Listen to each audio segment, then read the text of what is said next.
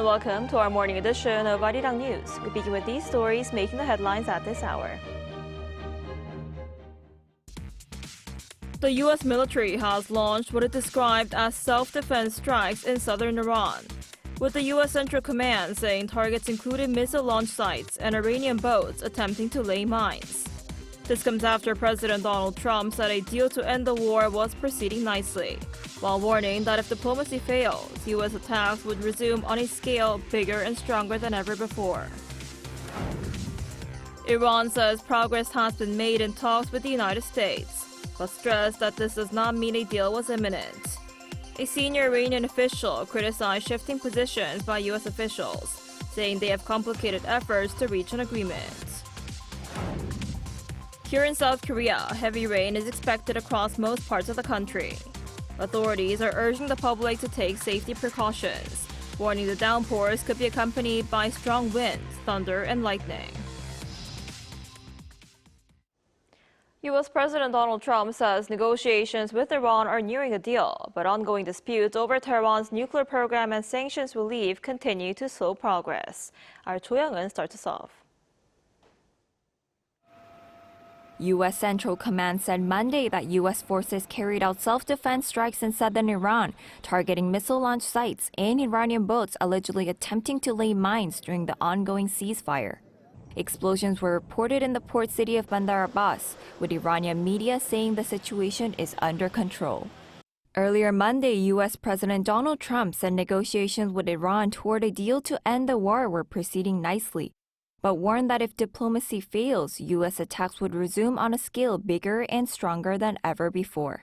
Writing on Truth Social, Trump said the deal with Iran would either be a great and meaningful one or there will be no deal. His remarks come amid criticism from both Democrats and some Republicans who worry a deal could ease pressure on Tehran while leaving Iran's nuclear program intact. On the same day, Trump insisted that Iran's enriched uranium stockpile must either be handed over to the United States or destroyed under the oversight of the International Atomic Energy Agency. A senior U.S. official said Iran had agreed in principle to dispose of the highly enriched uranium, with details of the mechanism still being discussed. Trump also called for countries including Saudi Arabia, Qatar, Pakistan, Egypt, Jordan, and Turkey to join the Abraham Accords as part of broader efforts tied to negotiations with Iran. He said he spoke with leaders from those countries, including the United Arab Emirates and Bahrain, which already signed the normalization agreements with Israel. Trump said on social media that those nations will welcome Iran into the accords once a deal to end the conflict is reached. The comments follow an Axios report from Saturday, which said that Washington and Tehran are discussing a framework agreement that could include extending a ceasefire for 60 days, reopening the Strait of Hormuz, and continuing talks over Iran's nuclear program. Cho Young-eun, Arirang News.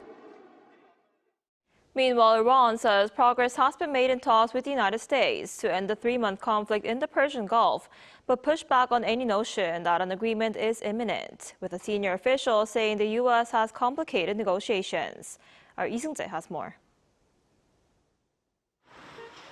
Iran says progress has been made in talks with the United States aimed at ending the 3-month conflict in the Persian Gulf, but cautioned that a final agreement is not yet close. Speaking at a weekly briefing on Monday, Iranian Foreign Ministry spokesperson Esmail Baghaei said negotiators had reached conclusions on many issues, but stressed that this did not mean a deal was imminent. It is true that we have reached a conclusion regarding a large part of the topics under discussion, but to say that this means the signing of an agreement is imminent, no one can make such a claim.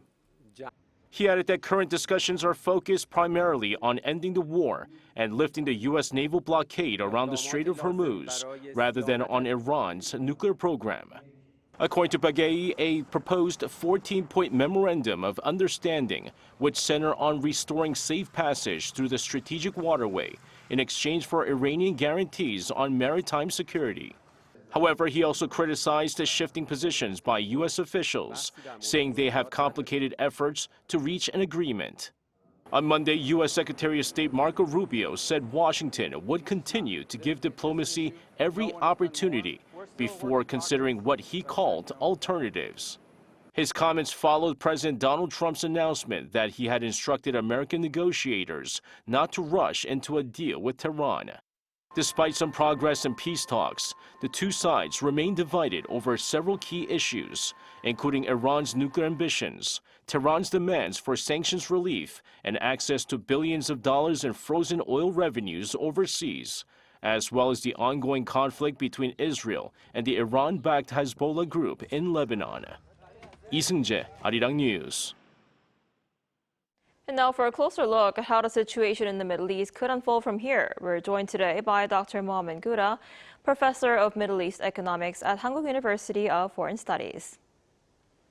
Professor Gouda, thanks for coming on today. My pleasure. Thank you. So President Trump says he won't do a bad deal, and he has reportedly instructed his team not to rush into any agreement. Does that strengthen or weaken the U.S. negotiating position? How might peace talks unfold from here? I think finally we're getting somewhere. I mean, for long weeks, we have been waiting to reach some sort of breakthrough. Now we are seeing a breakthrough happening between Iran and U.S. And we're seeing also nowadays, or actually last night, the Iranian negotiators have reached Doha to continue talks with the Doha officials in order to reach some sort of an agreement. So we are getting somewhere. Also, the earlier remarks by Marco Rubio is, I would think, somehow very promising that we are going to reach some sort of a deal sooner or later. However, this deal will not be the be-all or end-all as what President Trump is trying to promise. I think it will have many phases. It will have, longer periods to discuss. I think the uranium will be a key issue, but I think this will happen later in another phase. But for now, I think this is good news for all of us. We are hoping that we can end this situation soon. Economically speaking, the IMF and World Bank are saying that by the end of June is a red line for the economy, global economy, to be, negatively affected by the Hormuz Strait closure. So I think, and I hope we reach an agreement before the end of June. This will make, I think, everybody happy. Right, you just mentioned that uranium would be a key issue, and U.S. officials have reportedly said a potential deal would actually include Iran's commitment to give up its stockpile of highly enriched uranium. So would giving up that uranium cross a red line for Tehran? Absolutely, absolutely. This is a great question. We have to remember before we discuss uranium that Iran is choking itself. Iran is in a very desperate situation, economically speaking, because Hormuz Strait closure is also affecting Iran tremendously. So Iran is in a very hard situation. They're trying their best to keep their face value for their public and to show that they are still have lots of support and lots of, power to proceed. But I think it's a very hard position, to be honest. So the enriched uranium is a big deal for Iran. This is a strategic aspect for Iran. This is not only a tactic or something. No, this is what Iran is bargaining for a long time about, having a nuclear program and so on. So I think this is a very important bargaining chip in the hand of Iran. It will try to play it strategically, but I think it will be very hard also to do this right now because Iran is in a very hard situation. The main problem between Iran and U.S., I think, will be trust regarding how the uranium will be dealt with. From what we see, that the uranium is not now on the table of discussion. It will come in a later phase. However, even President Trump's supporters, like Lindsey Graham, for instance, earlier said that if U.S. is making a deal with Iran without the enriched uranium, then why did we go to war? So I think this leads to many questions for U.S. And I think President Trump knows this, and he will try his best to bring the uranium deal into the discussion in the first place. But I think this will not happen in the way that he thinks, because Iran, it's the last straw in the hand of Iran. So it will be very, very hard to reach an agreement on this. I see. And as for Israel, its military says it has begun a wave of strikes across Lebanon. And this comes after Prime Minister Netanyahu said his country will intensify its attacks on Hezbollah. So how do you think the conflict between Israel and Lebanon will play out from here? Again, this is a great question. all the discussions that has been going on is not mentioning Israel by any chance when we are talking about negotiations, right? I mean, between U.S. and Iran. Nobody's talking about Israel anymore. So I think Israel feels somehow betrayed by President Trump, and this is what you get when you are watching and reading what Prime Minister Netanyahu is mentioning regarding U.S. He feels that U.S. is taking more steps than what Israel wants to do right now. Israel wants to reshape the Middle East. This is what he has said many times in the last few years. And if Iran continues to be a threat to Israel, then his plan is failing. So Israel will try to intensify its strikes to Lebanon because this is the only front that's allowed to do this right now. It will try to demolish Hezbollah's power as much as possible, but this will lead to more threats to U.S.-Iran agreement because Iran is thinking about the unity of fronts. Ideology that Hezbollah is one part of Iran, so it will not allow Hezbollah to be struck so much by Israel as what Israel was hoping for. So I think we're going to witness more confrontations in Lebanon, unfortunately, especially for Lebanese civilians who are really torn apart, and we are really suffering because of those strikes. Lebanon government is in a very weak position, but I think this confrontation will be prolonged, unfortunately. We will witness more suffering in Lebanon, but hopefully we can try to reach some sort of peace, hopefully soon in the future. Right. And Professor Gura, before I let you go, what would a successful agreement mean for stability and the economy in the Middle East? And what are the risks if the current negotiations collapse? I'm happy you mentioned the word economy. I think economy is one big deal that we are all hoping for. Everybody is affected by this. Even here, we are in Korea, and people affected by this in India. India has risen the price of oil for 4 times in the last few weeks. So everybody is feeling the pressure, economic pressure, and of course the political pressure, but mainly economic pressure. Global economy is suffering. A successful agreement will definitely end U.S.-Iran confrontation. At least we will enter a state of non-peaceful truce. We will have some sort of like a preliminary agreement, but it will not be a peaceful agreement, but some sort of a preliminary agreement to stop the war. Maritime security in the Gulf is essential. Risk to the Strait of Hormuz will be decreased, essentially, although many questions regarding the mines are still up in the air. We will see how we were going to deal with this later. Pressure on regional proxy conflicts will need to be dealt with. Economically, we will need a stable region, stable Gulf economy, lower energy volatility, and lowering ship risks. I think if we can reach the agreement, if some sort of agreement can be reached to those points, I think this will be very sufficient for now. And we will leave the negotiations for later, dealing with enriched uranium, dealing with Boer War, dealing with the stability of the Iranian regime. This is all, of course, very essential, but it all comes later. But for now, for us, right now, for all of us, I think the economic stability is number one thing that we're all thinking about. And hopefully, we will not cross the red line that will be happening by the end of June. I hope so. Right. We'll have to see how that goes. All right, Professor Gura, thank you so much for your time and insight today. We appreciate it. Thank you. My pleasure.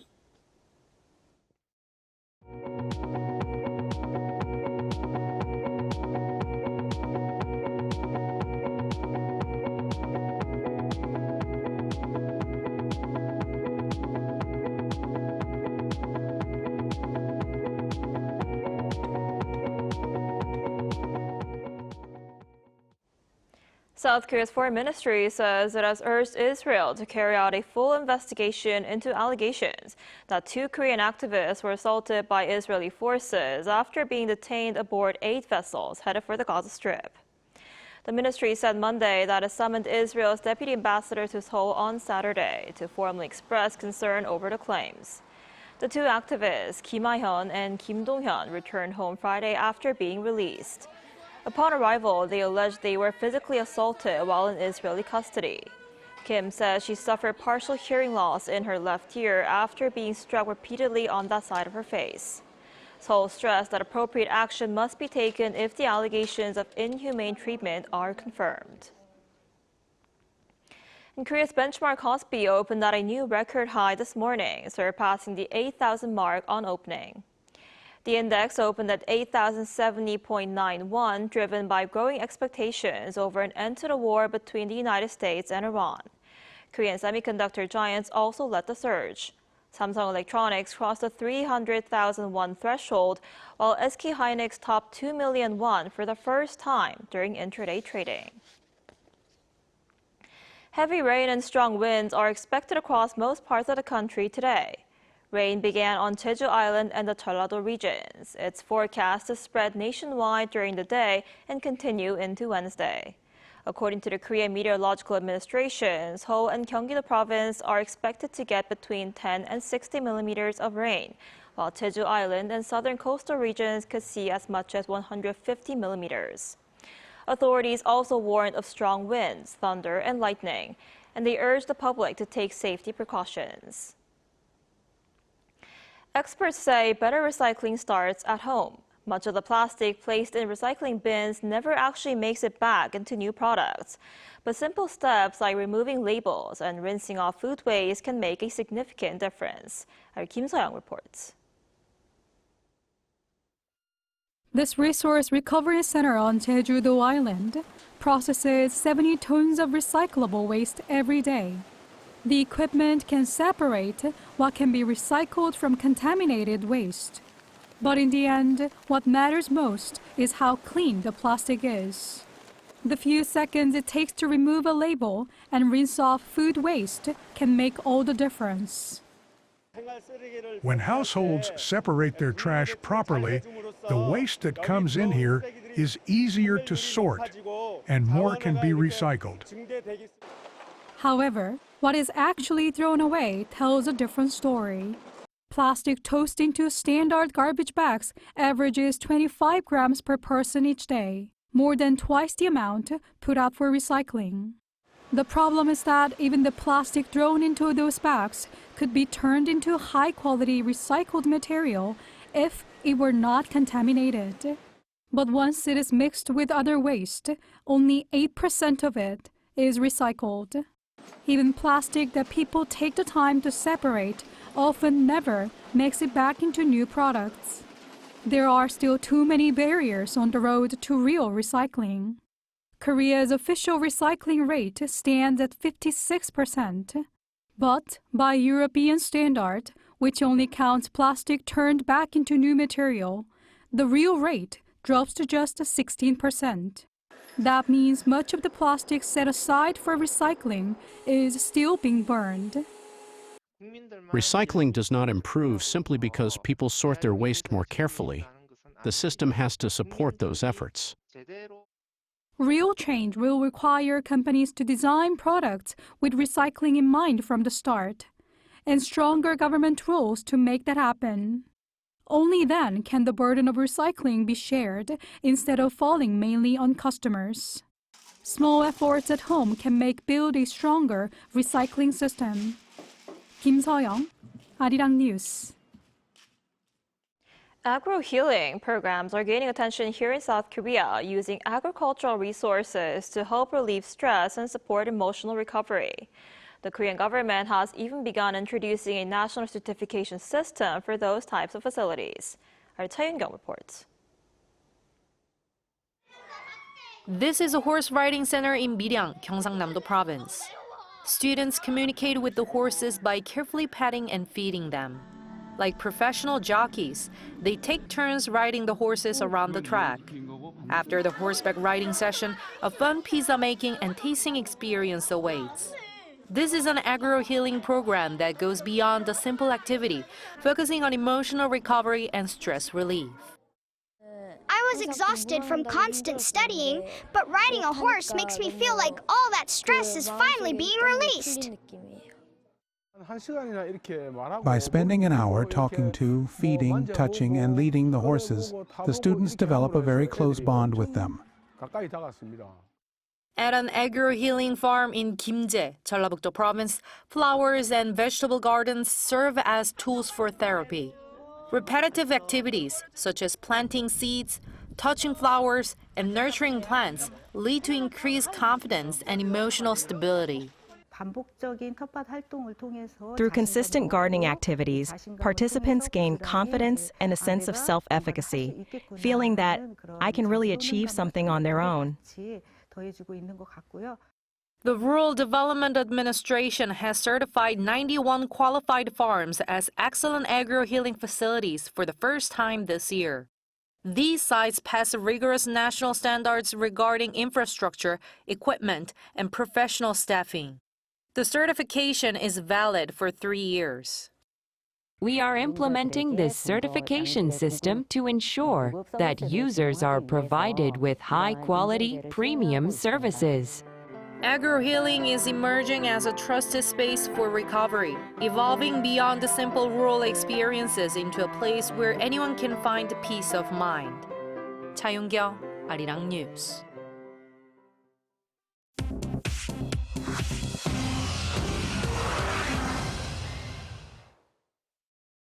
Good morning, I'm Choo Ji-hyun, and this is The World Now.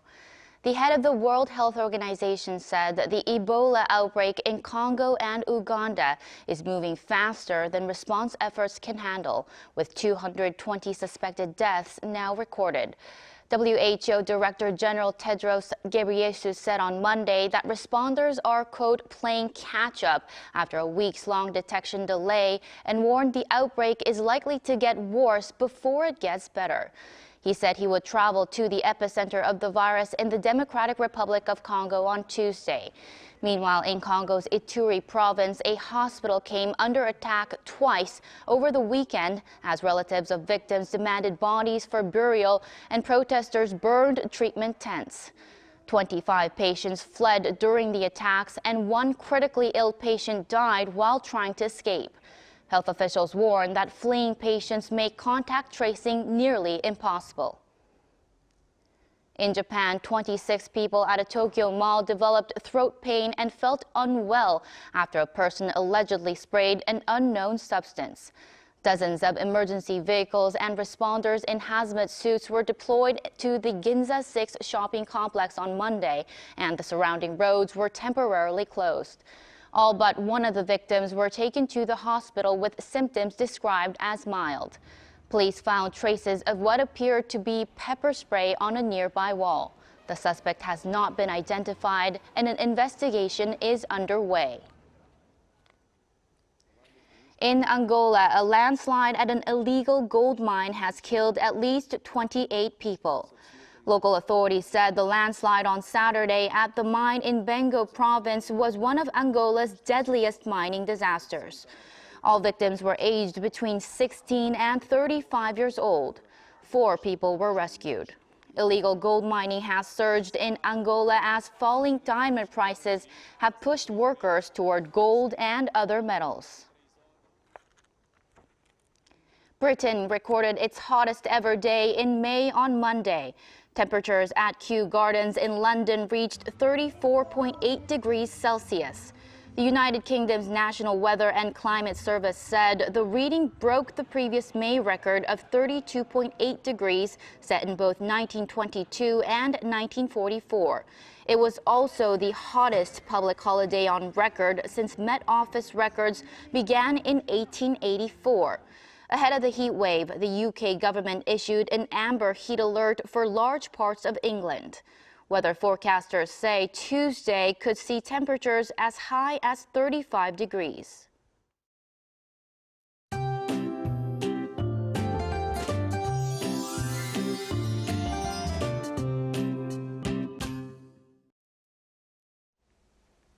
After bright and sunny skies over the holiday weekend, today is looking completely different. Clouds have already filled the sky and rain is falling across Jeju-do Island and parts of the south coast. A heavy rain warning is in place for the mountainous parts of Jeju Island, and this band of rain clouds will gradually spread across the Korea through the afternoon. The mountainous regions on Jeju could receive up to 250 millimeters of downpours. South coast might might get up to 150 millimeters. Most of central regions, including here in the capital, might see 10 to 60 millimeters. The heaviest rain is expected through tomorrow morning. Then afternoon highs will be 3 to 4 degrees lower than yesterday, getting up to 27 degrees here in Seoul and Daejeon. Gwangju topping out at 26 degrees. And winds will also pick up as the day goes on. More rain is expected through Thursday, and sunnier and warmer weather is expected to return later this week.